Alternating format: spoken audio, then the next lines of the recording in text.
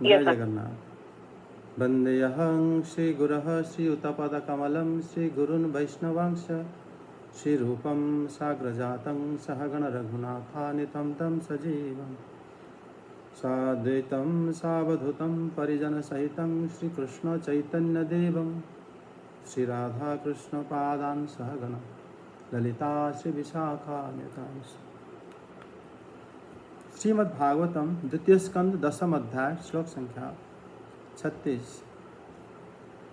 स वाच्यवाचकतया भगवान् ब्रह्मरूपधृक् नामरूपक्रियाधते सकर्मा अकर्मकः परः प्रजापतिन्नुन्देवान् पितृगणान् पृथक् सिद्धचारणगन्धर्वान् विद्याधारासुरगुह्यकान् किन्नराप्सरसो नागा स्पर्श किंपुरुषोरगान् मातृरक्षः पितांशांश्च प्रेतभूतविनायकान् कुष्माण्डोन्मादवेतालो न्यातु धानान् ग्रहानपि खगान् मृगान् प्रसून् वृक्षान् गिरिनृपपरिश्रुपान् द्विविधा चतुर्विधा यन्ये जलस्थलनभौकशः कुशलाकुशलः मिश्रः कर्मणां गतयस्विस्मिमः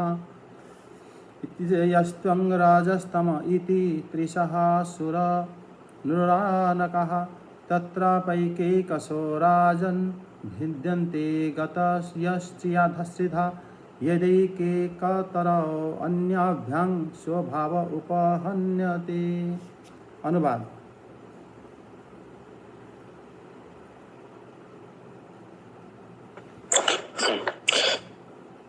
वास्तव में भगवान निष्क्रिय हैं, अपनी शक्ति से ही वे सक्रिय बनते हैं।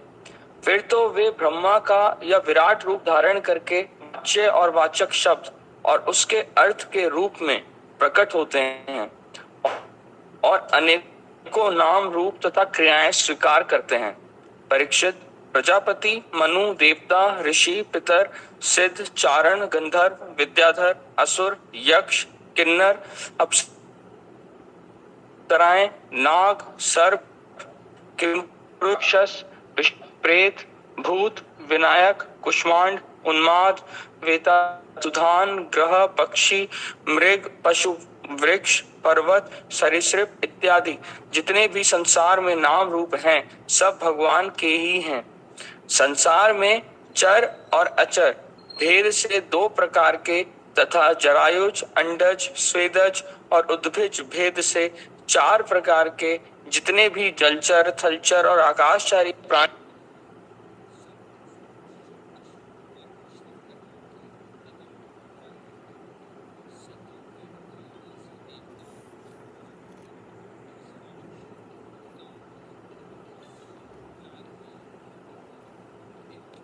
में भी जब एक गुण दूसरे दो गुणों से अभिभूत हो जाता है, तब प्रत्येक गति के तीन तीन भेद और हो जाते हैं।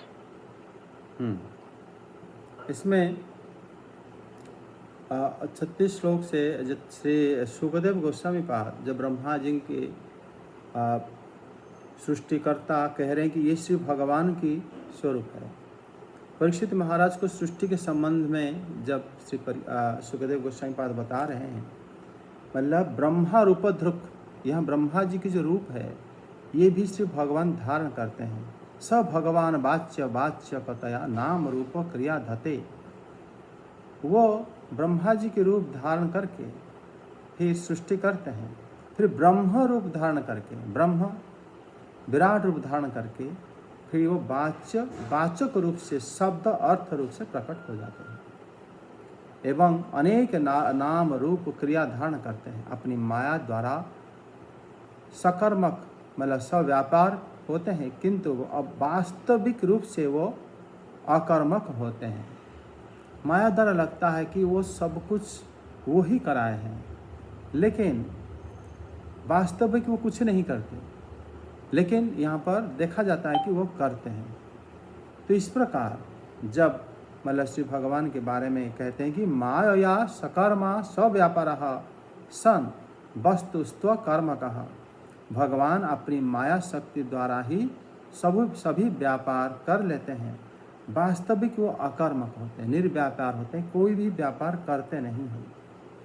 मतलब यहाँ पर ब्रह्मा जी, मतलब जैसे ब्रह्मा जी से कहा है कि ये जो विस्तार जो सुखदेव गोस्वामी पाद यहाँ पर बताए हैं, ये जो भी रूप श्री भगवान धारण करते हैं, ब्रह्मा जी के रूप में सृष्टि करते हैं, ये परमात्मा का ही कर्म है। ये बात यहाँ पर श्री सुखदेव गोस्वामी पाद कह रहे हैं कि जो भी कार्य होता है वाच्य वाचक के रूप में, वाच्य वाचक क्या होता है?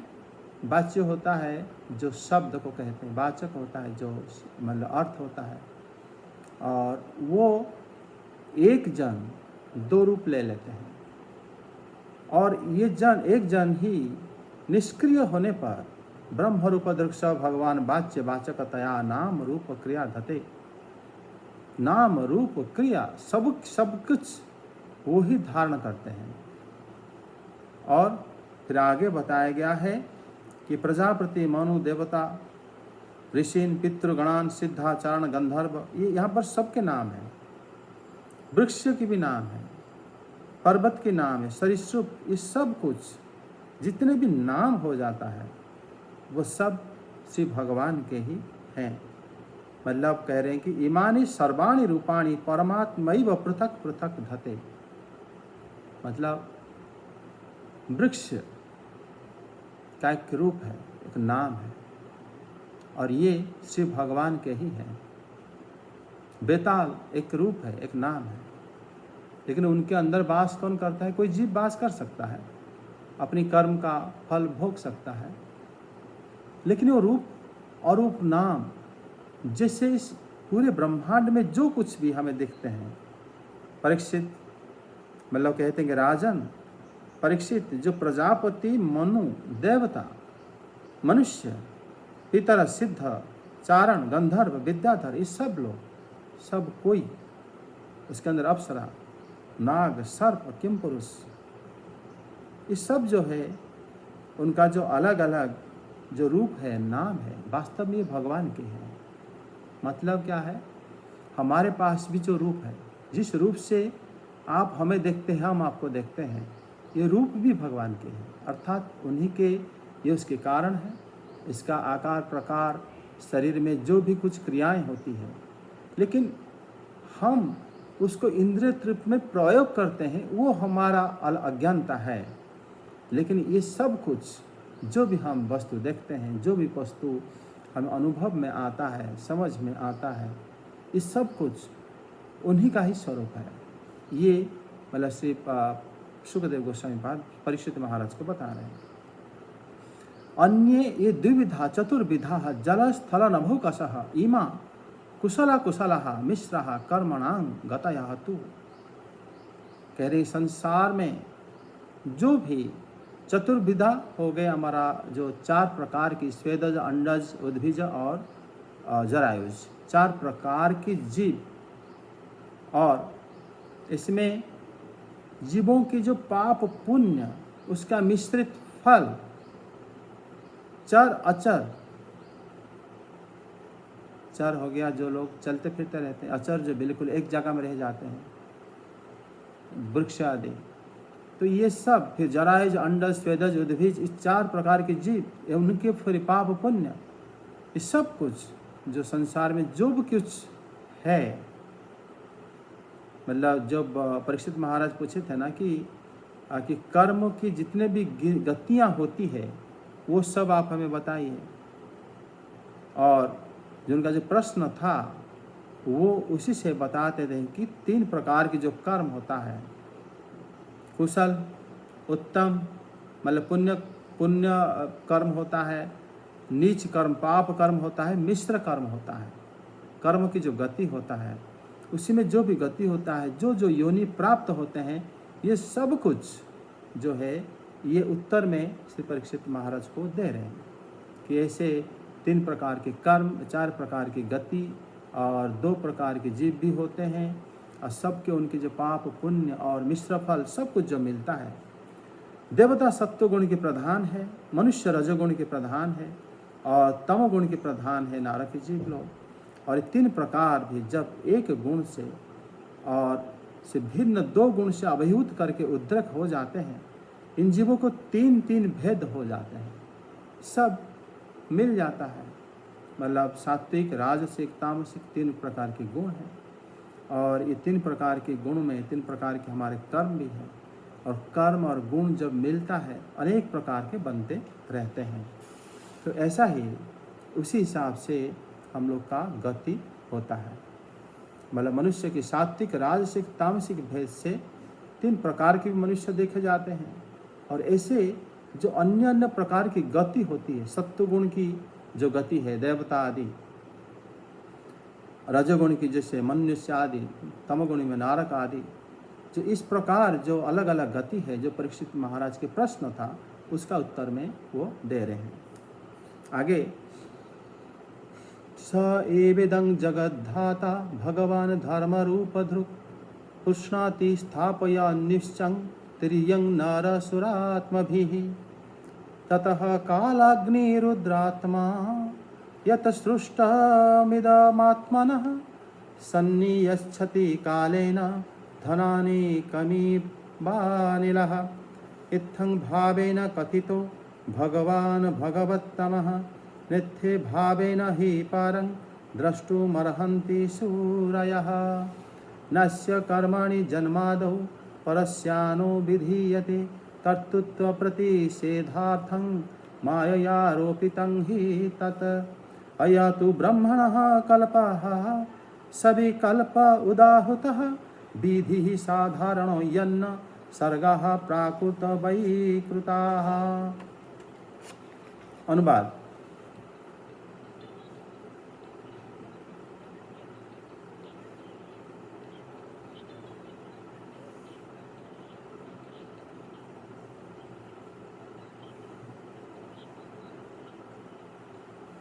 का समय आने पर वे ही भगवान अपने बनाए हुए इस विश्व को कालाग्नि स्वरूप रुद्र का रूप ग्रहण करके अपने में वैसे ही लीन कर ले जैसे वायु मेघमाला को।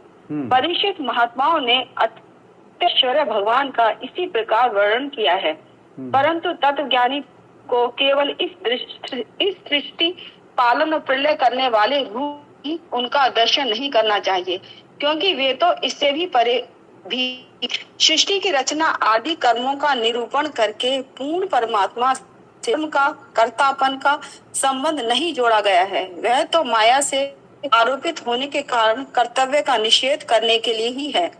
यह ब्रह्मा जी के महाकल्प का अवतार कल्पों के साथ वर्णन है। सब कल्पों में सृष्टि क्रम का एक सा ही है, अंतर है और इतना ही कि महाकल्प के प्रारंभ में प्रकृति से क्रमशः की उत्पत्ति होती है और कल्पों के प्रारंभ में प्राकृत सृष्टियों की त्यों ही रहती है। यह एक श्लोक और है 46।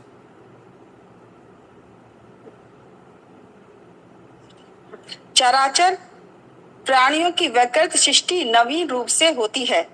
परिचित काल का परिणाम कल्प और उसके अंतर्गत मनवंतरों का वर्णन आगे करेंगे। अब तुम पद्म कल्प का वर्णन सावधान होकर सुनो।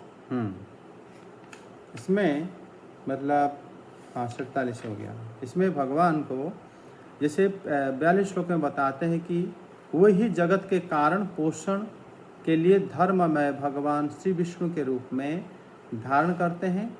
देवता, मनुष्य, पशु, पक्षी आदि रूपों को प्राय ग्रहण करके वो संपूर्ण विश्व का पालन पोषण करते हैं। और यहाँ पर वो बताते हैं कि जो स एव जगत धाता भगवान धर्म रूप ध्रुव, वो रूप धारण करके इदं तिर्यं नरसुरात्म भी विश्वं स्थापयन पुष्पाणि, जो कुछ भी स्थापन होते हुए दिख रहा है वो भगवान धर्म रूप ध्रुव, वो स्वयं ही धर्ममय रूप धारण करके ही अन्य अन्य रूपों में विश्व को पालन एवं पोषण करते हैं। ये भगवान की रूप है। मतलब श्री ब्रह्मा के रूप में सृष्टि करते हैं, वो श्री विष्णु के रूप में पालन करते हैं। और यहाँ पर तिर्यक अवतार के द्वारा संपूर्ण जगत का अपने पालन करते हुए धर्म रूप से पोषण मध्य करते हैं और भोगों के द्वारा विश्व का संवर्धन करते हैं, वृद्धि कराते हैं। तो भगवान ये सारे कार्य जो है अकर्ता होकर भी करते हैं। यहाँ पर श्री भगवान को जो सृष्टि का कहा गया है कि भगवान पालन करते हैं, पालन शब्द जो है नित्यता को ही पुष्टि करता है, अर्थात भगवान ही पालन कर पाते हैं क्योंकि वो सर्वदा सदा सर्वदा ही रहते हैं। और 43 श्लोक में कहते हैं कि ततः कालेन आत्मनः इदं यत् सृष्टम तत् कालाग्नि रुद्रात्मा अनिल धानानि कामेव संयच्छति। जब उसके बाद जब का मतलब प्रलय काल आता है, ततः कालेन आत्मनः, जब प्रलय काल आता है तब उन्होंने मतलब रुद्र के रूप में सृष्टि को, संपूर्ण जगत को वो लीन कर देते हैं, जैसे कि वायु मेघ समूह को अपने से लीन कर देता है। तो ऐसा ही मतलब बताते हैं कि भगवान रुद्र रूप धारण करके जगत को संहार करते हैं। ये बड़ी इसी तरह ही जगत की परमात्मा सृष्टि करते हैं, प्रलय करते हैं, प्रलय के समय जब आते हैं तो प्रलय ही करते हैं। महात्मा ने इसी प्रकार से अचिंत्य ऐश्वर्य संपन्न भगवान की वर्णन किया है, किंतु ज्ञानी जन तो परमात्मा को इस रूप से सृष्टा, पालक एवं संघर्ता के रूप में उनका दर्शन नहीं करते हैं, क्योंकि उससे भी परे हैं। इससे क्या होता है ना, परंग सूर्य इत्थं भावे न द्रष्टुम नारहन्ति। केवल श्री भगवान को कि पालन करता है या भगवान सृष्टि करता है या श्री भगवान संहार करता है, तो हम अपनी ज़रूरतें वस्तुएं उनसे मांग करते हैं, हम इतना ही जानते हैं, लेकिन ऐसा नहीं है। वो कहते हैं कि मतलब परमात्मा के जो भी गुण हम देखते हैं कि सृष्टि आदि करते हैं, मतलब निश्चित रूप से परमात्मा से ये सब कुछ उत्पन्न हुआ है, इसलिए सृष्टि स्वरूप उनको माना जाता है। परमात्मा भी अनेक हो जाते हैं, ये भी हमारा उपनिषद में कहा जाता है, इसीलिए अनेक प्रकार के जीवों की सृष्टि हो जाता है। इसलिए ज्ञानी पुरुष परमात्मा को केवल कि यही सृष्टा है, यही सृष्टि करता है, इसी रूप से नहीं देखते, इससे परे भी देखते हैं। क्योंकि हमारे उपनिषद में कहा जाता है कि सो अकामयतः बहुभ्याम प्रजायते, वो एक होकर भी अनेक होने की इच्छा प्रकाश करते हैं। तस्माद् वा एतस्माद् आत्मनः आकाशः सम्भूतः, उनसे आकाश की सृष्टि भी हुआ है। जो आकाश हम कहते हैं, खाली जगह को आकाश कहते हैं, वो खाली जगह भी एक जगह से आया हुआ है। मतलब ये भी श्री भगवान की वो सृष्टि करता है, सब कुछ सृष्टि उन्हीं से होता है।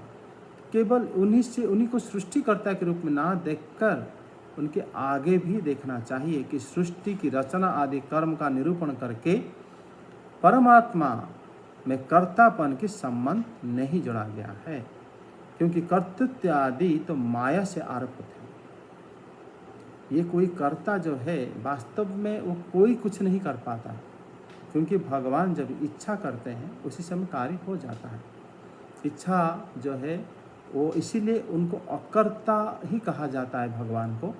भगवान कुछ ना करते हुए भी सब कुछ करते हैं, और कारण भगवान को माने आत्मा को व परमात्मा को कर्तृत्व रूप में निषेध किया गया है।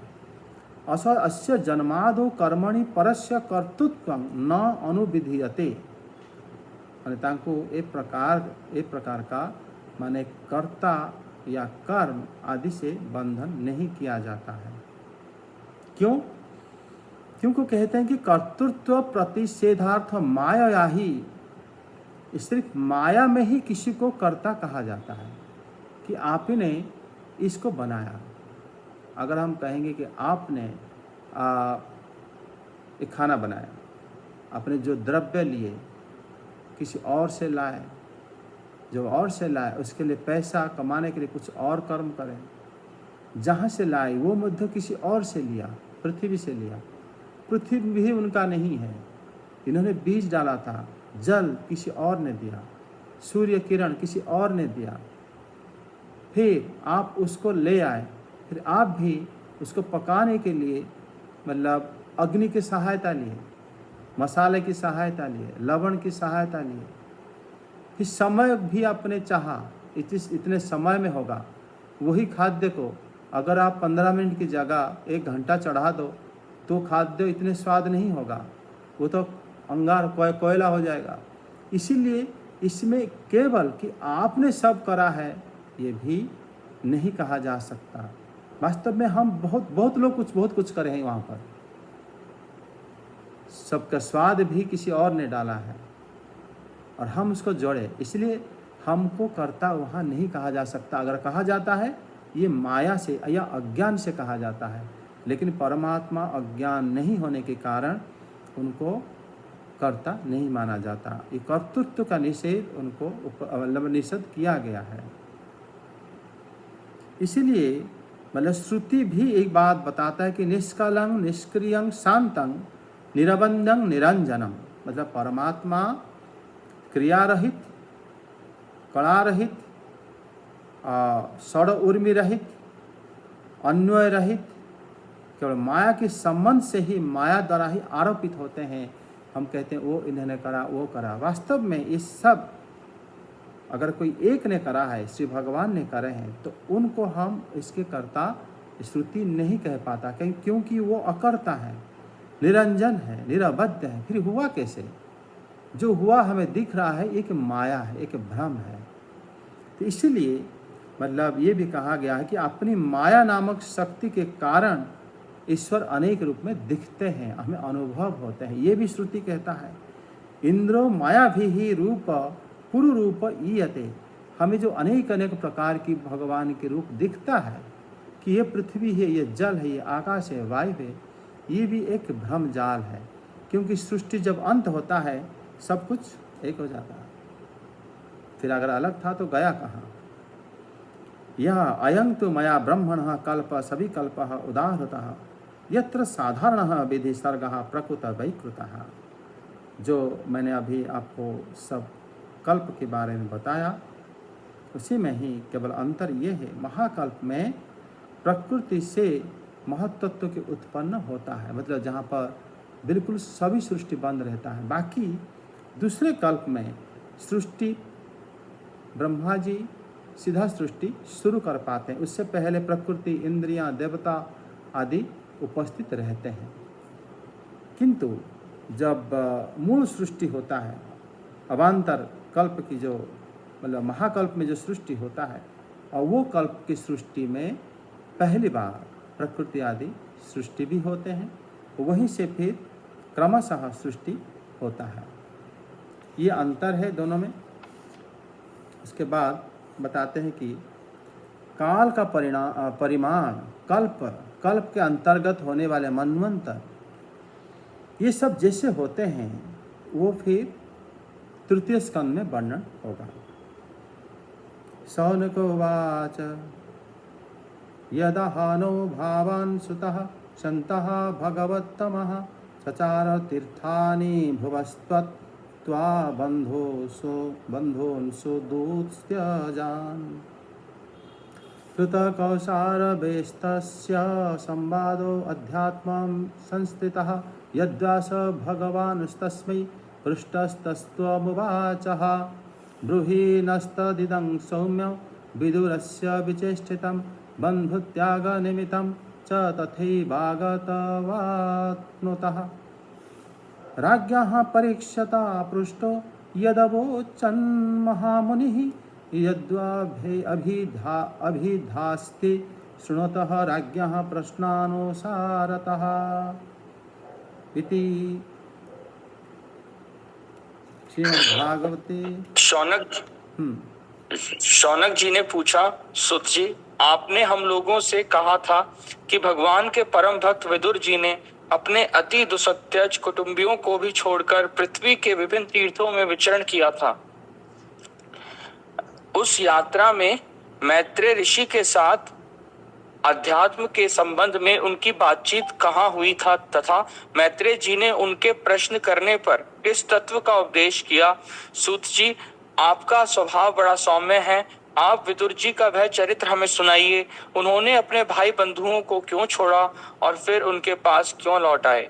सूत जी ने कहा, शौनक आदि ऋषियों, राजा परीक्षित ने भी यही बात पूछी थी। उनके प्रश्नों के उत्तर में श्री सुखदेव जी महाराज ने जो कुछ कहा था वही मैं आप लोगों से कहता हूँ, सावधान होकर सुनिए।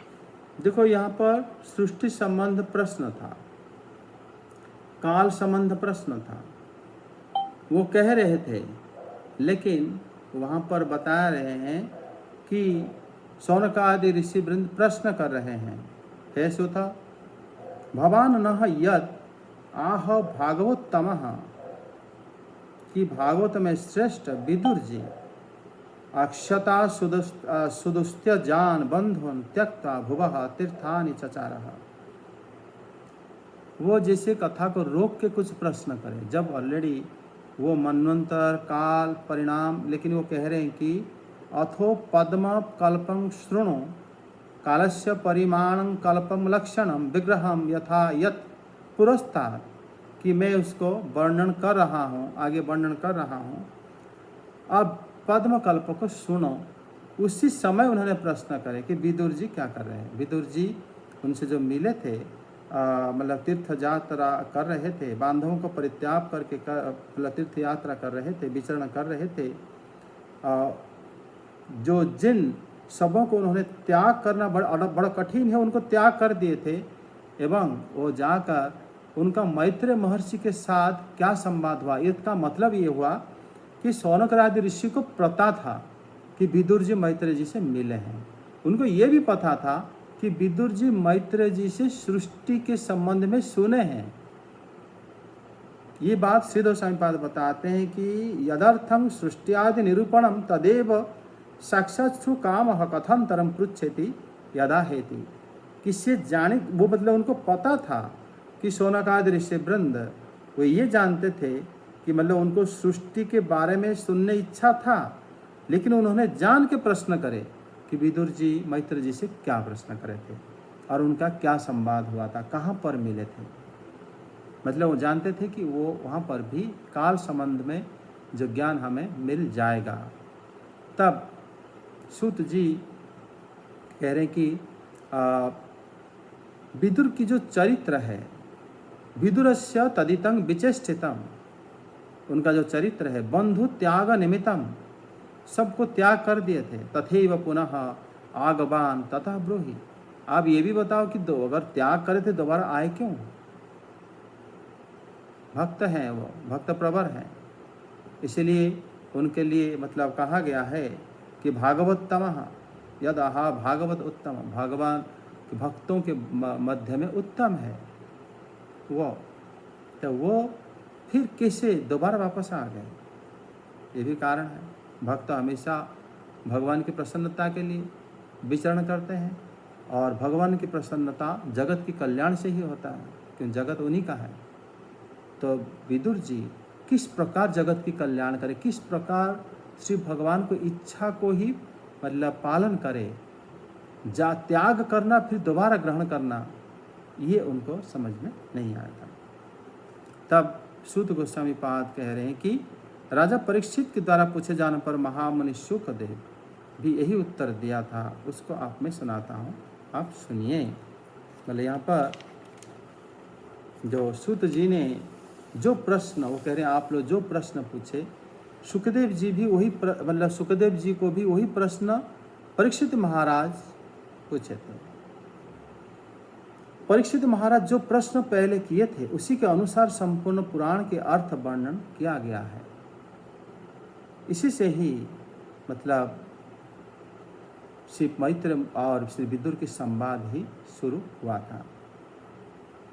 तो ऐसे ही आज ये अध्याय संपूर्ण होता है। जय जगन्नाथ, जय ग्रंथराज भागवतम की जय। नेक्स्ट अगले क्लास से हम तृतीय स्कंद आरंभ करेंगे। हरि बोल। हरे कृष्णा सर।